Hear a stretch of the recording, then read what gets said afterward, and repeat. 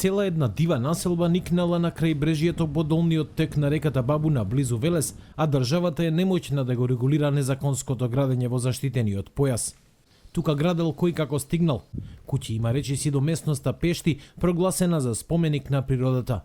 Екологистите веќе 20 години предупредуваат дека поради негрижа овој локалитет за навек ќе изгуби својата убавина. Веќе додавме од точка од која што нема враќање.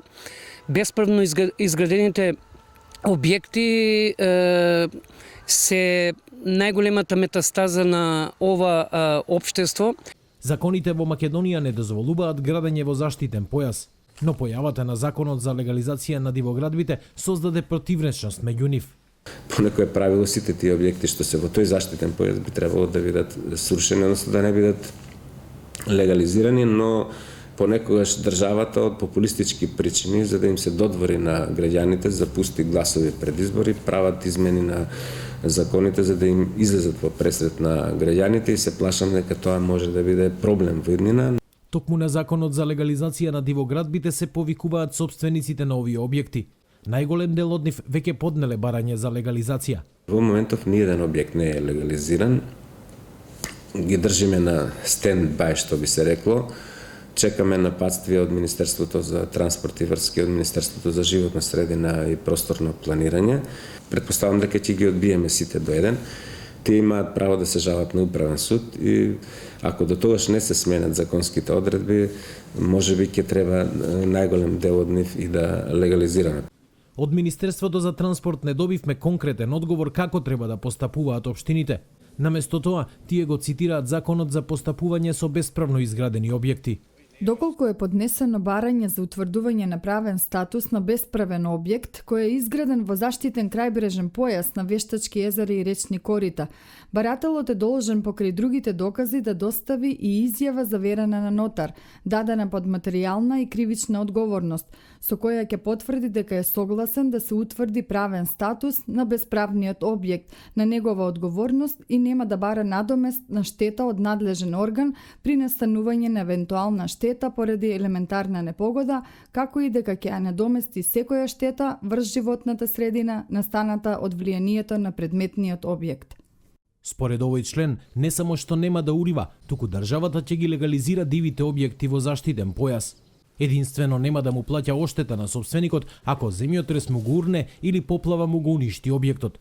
За екологистите, овој закон донесе повеќе штета отколку корист. Најлошото што можеше му се случи беше законот за легализација на дивоградбите, кој што ја отвори Пандорината кутија. Наместо да биде закон за спречување на дивоградбите, ние донесоме контразакон, закон за легализација на дивоградбите и всушност овој закон само ги следи изместените вредности во општеството, бидејќи тоа ти исто како да легализираш премин на мигранти низ територијата на Македонија, истиот ефект го има. Општина Велес наскоро ќе почне со асфалтирање пат до излетничките места на Бабуна. Со тоа се надева дека ќе го врати сјајот на оваа некогаш многу посетувана област. Моите ставови се дека ние треба да се обидуваме да го уредуваме тој простор, да наоѓаме сили да го направиме достапен за спорт и рекреација на што поголем број на граѓани. А што ќе се случува со бесправно изградените објекти, сакам да ве уверам дека ние до максимум ќе направиме се што е во наша законска надлежност да ги заштитиме интересите на сите граѓани на општина Велес, а не само интересите на тие што изградиле бесправно изградени објекти, но не можам во моментов да кажам кои ќе бидат конечните одлуки. Поради прекрасните платански дрвја и живописниот предел, општина Велес овој локалитет уште пред 20 години го прогласи за место со карактеристичен пејсаж, а карпите наречени Пешти за споменик на природата.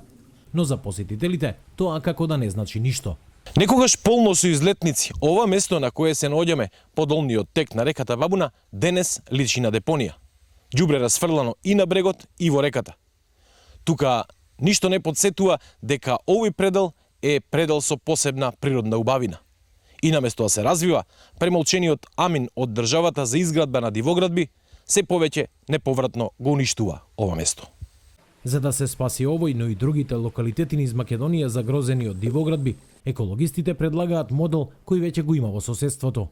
секаде оному каде што има малку поголемо количество на шума е прогласено за национален парк. Или тоа во превод значи било каква градба, било каква сеча, било каков криволок во такво подрачје апсолутно категорично изричито забранет. Во меѓувреме, градоначалниците преку ЗЕЛС ќе предложат законски измени кои ќе овозможат луѓето да уживаат во природата без да ја уништуваат.